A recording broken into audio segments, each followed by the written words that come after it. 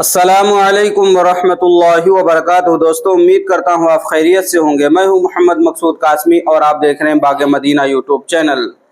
ترکیہ میں صدارتی انتخابات کے پہلے مرحلے کے دوران کوئی امیدوار فیصلہ کن برتری حاصل نہ کر سکا، جس کے بعد اب فتح کا فیصلہ 28 مئی دوسرے مرحلے کے انتخابات میں ہونے کا امکان ہے۔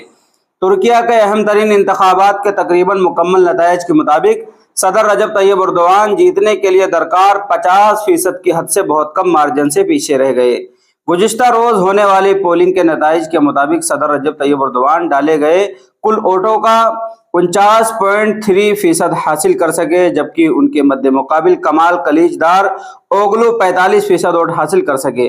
رپورٹ کے مطابق ان انتخابات کے لیے ووٹرز کا ٹرن آف تقریباً 90% رہا۔ ڈان نیوز کے مطابق سیکولر ترکیہ کی 100 سالہ تاریخ میں پہلی بار صدارتی انتخابات کا فیصلہ 28 مئی کو ہونے والے رن آف الیکشن میں ہوگا۔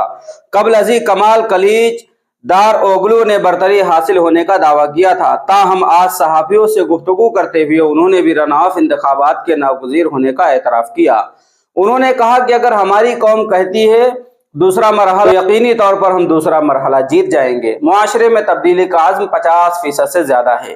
طیب اردوان نے ترکیہ کے ایک فوجی اور جیوپولیٹیکل ہیوی ویٹ بنا دیا ہے، جو شام سے یوکرین تک پھیلے ہوئے تنازعات میں کردار ادا کر رہا ہے۔ قدامت پسند ترکوں کی اکثریت کے نزدیک طیب اردوان کو خاصی مقبولیت حاصل ہے، جنہوں نے ان کے دور حکومت تیزی سے ترقی کا مشاہدہ کیا۔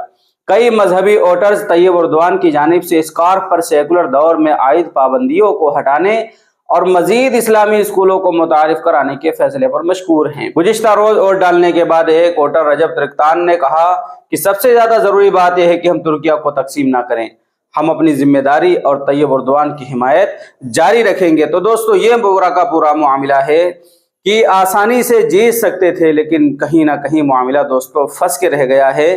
اب ہمیں 28 تاریخ تک انتظار کرنا ہوگا اور پھر دیکھنا ہوگا کہ کون جیتتا ہے، طیب اردوان جیتتے ہیں یا ان کے حریف جو کھڑے ہیں وہ جیتتے ہیں۔ خیر، 28 تاریخ تک ہم لوگ انتظار کر لیتے ہیں، لیکن ایک طریقے سے بہت سارے لوگ طیب اردوان کے لیے یہ بہت بڑا جھٹکا مان رہے ہیں کہ انہیں بہت بڑا جھٹکا لگا ہے۔ پہلے مرحلے میں جیت جاتے تو اچھا تھا، لیکن اب دوسرے مرحلے میں کیا ہو اللہ بہتر جانتا ہے۔ خیر، ہم اللہ سے دعا کریں ان کے لیے جو بھی بہتر ہو اللہ ویسا ہی فیصلہ فرمائے۔ اب آپ حضرات کا اس کے متعلق کیا کہنا، نیچے کمنٹ کر دیجئے، اور پہلی بار چینل پر آئیں تو سبسکرائب کر لیجئے۔ چلیے دوستو، پھر ملتے ہیں انشاءاللہ جلدی کسی نئے ویڈیو میں کسی نئے ٹاپک کے ساتھ۔ السلام علیکم ورحمۃ اللہ وبرکاتہ۔